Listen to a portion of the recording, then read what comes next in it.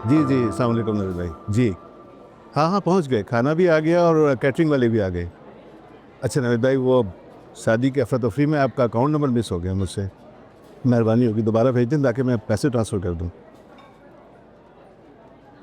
तो क्या पैसे ट्रांसफ़र हो गए?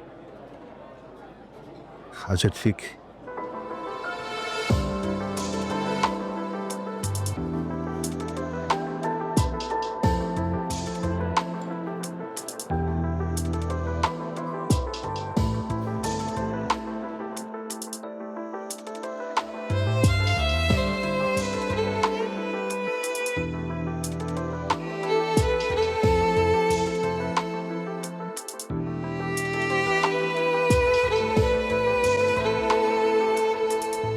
ऐसे क्या देख रहे हैं अब्बू?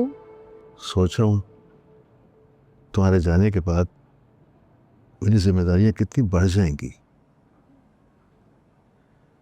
सारे काम वक्त से पहले कर लिए तुमने ताकि मुझे कोई परेशानी ना हो।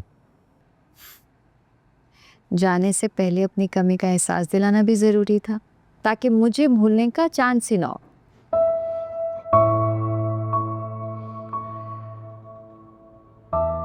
कोई कोई कह सकता है कि इस बुढ़ापे में भी मेरे कंधे कितने मजबूत हैं।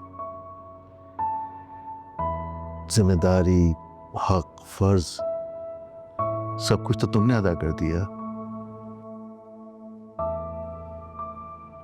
और अपने बाप को अपनी इस बेपनाह मोहब्बत के कर्ज तले दबा दिया। अब्बू आप भी ना।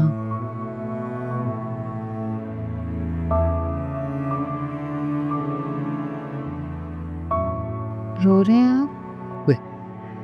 बस यही। इधर देखिए।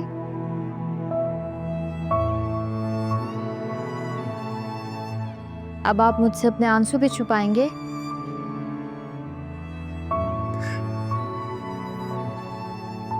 तुमसे छुपाकर अपना नुकसान कौन करना चाहता है? आप खुद ही तो मुझे समझाते थे कि बेटियां चिड़िया की मानिंद होती हैं, कब अपने हिस्से का दाना चुग कर उठ जाए पता ही नहीं चलता। हमेशा आपने मुझे ये बात समझाई है और आज खुद ही अपनी सोच में कमजोर पड़ गए। क्योंकि बेटा, मैं आज इस घर से अपने बेटे को रुखसत कर रहा हूँ। अब आप ये भी समझें कि आपके बेटे की जिम्मेदारियां बढ़ गई हैं। अब मुझे ससुराल और मेका दोनों निभाना है। अरे आप यहाँ बैठे हैं, वहाँ वो जिशान भाई आपका पूछ रहे हैं। मैं पूरे घर में आपको ढूंढ रही हूँ, जाए तो सही देखें क्या कह रहे हैं। अच्छा मैं आता हूँ।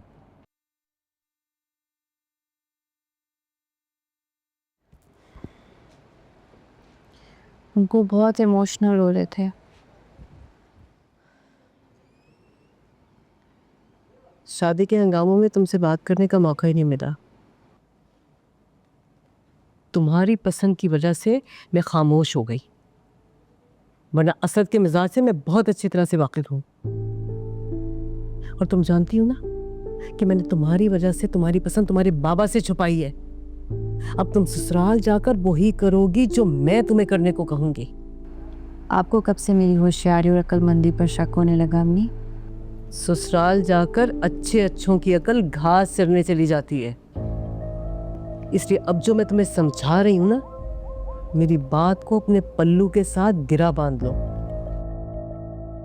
और सुनो, यहाँ की फिक्र करना छोड़ दो, मैं हूं यहाँ पर, मैं सब संभाल लूंगी। तुम सिर्फ जाकर अपने ससुराल की फिक्र करो।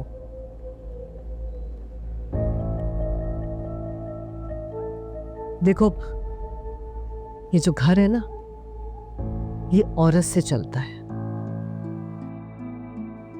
और जहां तुम ब्याह कर जा रही हो ना, वहां पर औरत राज नहीं है, वहां पर मर्द का राज है। और तुम्हें जाकर वहां पर औरत राज कायम करना है और सबको अपनी मुट्ठी में करना है। समझ रही हो ना मैं क्या कह रही हूं? देखो, मैंने माना कि वो तुम्हारे ताया का घर है, अरे जब शादी हो जाती है ना, फिर ताया का घर हो या खाला का घर हो, वो ससुराल हो जाता है। और बड़ी बहू का क्या होता है? अरे वो बावर्ची खाने से शुरू होता है और सफाई सुथराई पे जाके खत्म हो जाता है।